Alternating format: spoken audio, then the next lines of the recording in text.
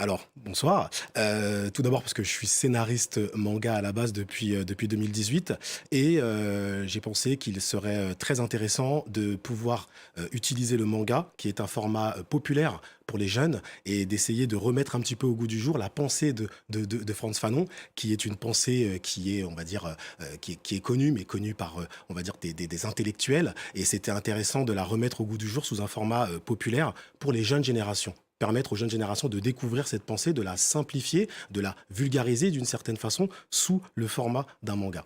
Et un manga, je le rappelle, c'est une bande dessinée d'origine Tout à fait. japonaise avec certains codes. Donc votre ouvrage retrace donc la vie de Frantz Fanon, en commençant d'abord par la Martinique. Tout à fait. Pendant la Seconde Guerre mondiale, la Martinique est alors sous le régime de Vichy. Vichy.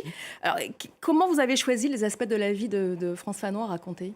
Alors, l'objectif pour moi, c'était qu'une personne qui lise ce manga puisse connaître les grandes lignes de la vie de Frantz Fanon. Donc, ça me paraissait obligatoire de commencer par sa jeunesse en Martinique pour ensuite le suivre jusque dans son entrée dans les forces françaises libres